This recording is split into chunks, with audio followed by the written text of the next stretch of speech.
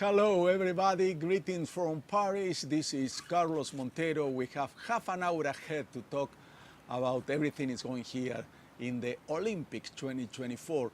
Today was a good day from Latin America.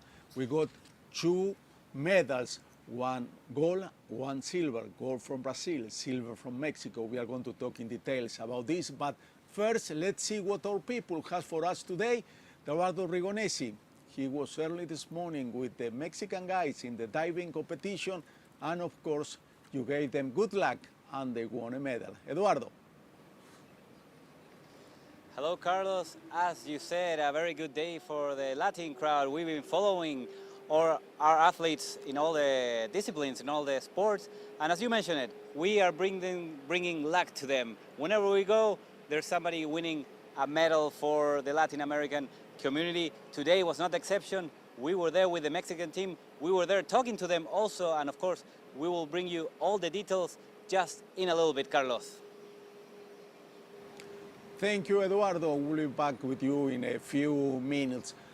An interesting place, we are talking about medals. When an athletics win medals, they have the chance to go to places called Parcs du Champs.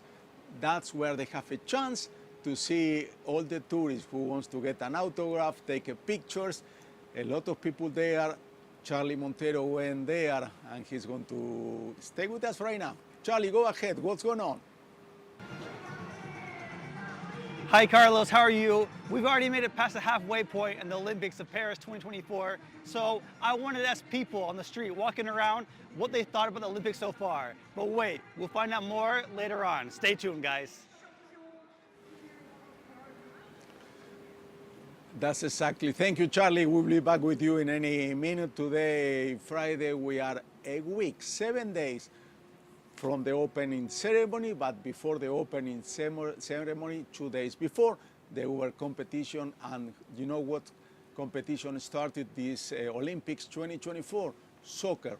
And today is going to be a very important day for soccer because we are going to define the quarterfinals, and it's going to be a fantastic match if you like football. It's going to play Argentina against France. Here the French are the home team, and Argentina, you know, people from France, they don't like it much. It's going to be a great, great game. Also, Paraguay is going to play against Egypt. But let's go back to the main story of today. That's when we wake up, diving competition. We see Mexico get the silver medal thanks to Juan Celaya and Osmar Oliver. Eduardo have a chance to talk to them, and he's back with us. Eduardo, what a nice sensation to leave Paris with a silver medal. Indeed, Carlos, very nice sensation for the Mexican couple. They both were at Tokyo 2020. They didn't receive any medals on that opportunity, but today was the day. It was a final day where they got their Olympic medal. It was a silver medal. They came just behind the Chinese couple with scoring 444.03 points, and just above the British couple that got the third place. Mexico becoming a powerhouse at diving. This is the 16th medal, historic medal at this type of disciplines for Mexico, so they're doing very, very well. Another thing that we want to talk about Mexico is the fans. There's a lot of fans on the street. Everywhere we go, there's a lot of Mexican fans. They're very loyal, they're very faithful, and we had a chance to talk to some of them, and this is what they told us. We are so happy. We are really proud of the guys. Osmar and Juan, they did it excellent. They excite us. It was my first experience in diving. It was amazing. I never seen it before alive, but in home before, in other Olympics, it was like, wow, and being here, it was like, we really feel it. As we mentioned, it was a very tight battle. They were facing the Chinese couple point by point. They were struggling. At the end, they only got the silver medal. Very good for them. Great Britain got the bronze medal. We also were able to talk to those athletes. They were very, very excited. They were still shaking out of emotion. And this is what they talked to us on the cameras of Telesur. We talked to the British athletes. Let's hear from them. It's relief, it feels fantastic, and a bronze medal is just wonderful. Yeah, knowing the pressure. I know I got a medal at Youth Olympics, and it felt like I came into that just relaxed and I could just do the best I can. Where here it felt like I had so much pressure on knowing that Jack's got 3 Olympic medals, knowing the potential of getting a medal, knowing we have 3 medals already, and knowing with the last synchro pair to step up. And it feels like such a relief, but also just so happy for me, my family, and my friends who were in the crowd today. Looking at you, how did you go from the concentration, excitement, and now coming down? What's going on in your head? I don't think I have come down. I'm just got so much adrenaline now, so much. I'm out of breath. It feels so good. Yeah, it's something that we, I said to Anthony when we were on the podium, just to drink it all in and just to enjoy the experience, because this is, potentially a once in a lifetime thing. Who knows what the future holds? So it's just a wonderful day for us, and I really want to just make the most of it and experience everything we can together as a team. Awesome. Thank you, guys. Congratulations. Thank you. Thank you.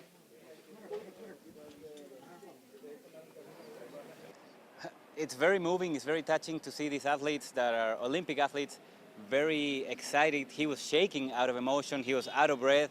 I think that's what the Olympics bring, even for professional athletes. They're still young men, they're very young, and they get very excited, emotional, so it's very moving to see. Let's talk a little bit about Mexico. I said 16 medals at diving. There's a bit of controversy because 3 years ago, the Mexican Swimming Federation got disbanded. There was a case of corruption. There was money that was stolen. So the Mexican Federation got disbanded, and the athletes went under the World Aquatics, which is a foreign organization. Because of this fact, the Mexican CONADE, which is kind of the Ministry of Sports there, denied them financing. So the Mexican athletes did not have money to train, they don't have money to prepare for the Olympics. They had to find money on their own, so this makes this medal even more spectacular. The Mexican athletes are true warriors, they're true competitors. Despite everything that happened, they still came here to Paris 2024 and got the silver medal for the Latin people, for all of us mainly, because we're all excited for any medal that South American athletes or Latin athletes can get. Speaking of another athlete that got a medal, let's talk a little bit about judo. Brazil, Beatriz Souza. I know, Carlos, you're going to talk more about that, but we're very excited about the gold medal that she received today on the 78 kilograms in judo. First gold medal for Brazil, and 7 overall, 3 of them in judo. So Brazil doing very well in judo. Mexico, like always, doing very well in diving. We were going on our way to Eiffel Tower to get on the metro. We are going to the tennis match where Djokovic is going to be playing for a spot on the final to play Carlos Alcaraz. I know you're going to talk about that too, Carlos.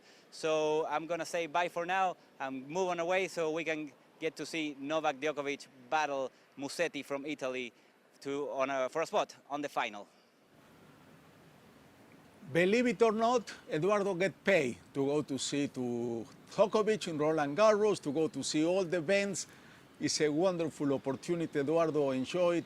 Thank you very much. We'll be back with you any minute. Djokovic wins tonight. He's going to face next Sunday Carlitos Alcaraz from Spain that this morning early won the semifinal. Easy 6-1, 6-2, and is waiting for Djokovic, who beat Carlitos Alcaraz master, Rafa Nadal, who got eliminated. So that, it's going to be a good chance for Carlitos to help his mentor, to pay him back. Let's see something about sports. One of sport, many of you ask me, what's going on with baseball? Baseball was one of the disciplines in the last Olympics in Tokyo. It's not here in Paris, maybe because Europeans don't play baseball. Maybe that's one of the reasons. But let's see the story of baseball in the Olympics. The entry of balls and strikes to the Olympic calendar has always been under magnification for now appearing the best players in the world in the payroll teams. Major League Baseball doesn't give a permission to the players, but the official president from Barcelona 1992 to Beijing 2008 gave encouragement to the baseball lovers. Then London 2012 did not call it, while Tokyo 2020 took it back for culture and tradition. The argument of lack of infrastructure in France will be insufficient for the French country. Many of then Latin immigrants could well integrate a local set in the same territory where it was played in 1924 as an exhibition. The poor tradition and zero medal odds also sounds unconvincing. Are the hosts good on all the dispute podiums? Who's to say? And as for the tradition, Italy and the Netherlands had neither and today play top-level tournaments include World Classics. The truth is, the exclusion of baseball impacts above all America, the greatest power in sport, along with Asia in the world. These regions are the most successful in Olympic events, which 8 purses led by Cuba with 3 gold and 2 silvers, scored by the United States with a title and a pair of bronzes. The non-calling of home runs, outs, hits, and strikeouts seems to be more focused on extra-deportive interests than on the founding spirit of the Olympics. Already for Los Angeles 1928 is assured this return, and wish by the damn team of France would have qualified, which now could have started and gained experience. You know, when we are doing the show, the events are going on. So we have breaking news, excellent news from for the Dominican Republic, one of us in boxing. Christian Pinales, he has a chance to go for the bronze. He was one of the big possibilities from Dominican Republic to get a medal, and they are really close to do it. Now let's go to talk. We have a segment about people who do fantastic, incredible things in an Olympic, things that we cannot measure. We cannot imagine doing something like this. Javier Sotomayor jumping 2 meters 45 centimeters. How tall is that? We are going to talk about people who lift weight in a category 2-stroke start. Somebody from Georgia, Lasha Talakadze. No sé si, I don't know if his name sounds to you, Lasha Talakadze. He lifts, I mean, it's amazing what he did in an Olympic. I don't want to tell you because you're going to see that in this story.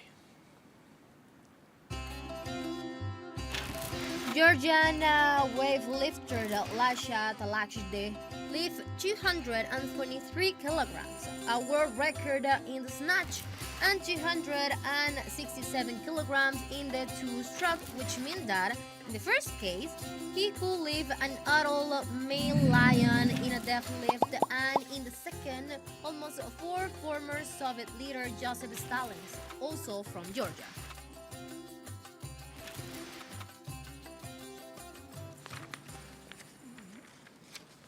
Absolutely amazing, absolutely amazing. Let's talk something about that here in Paris. Personally, I like it a lot. You know, the mascot. Each Olympic has a different mascot.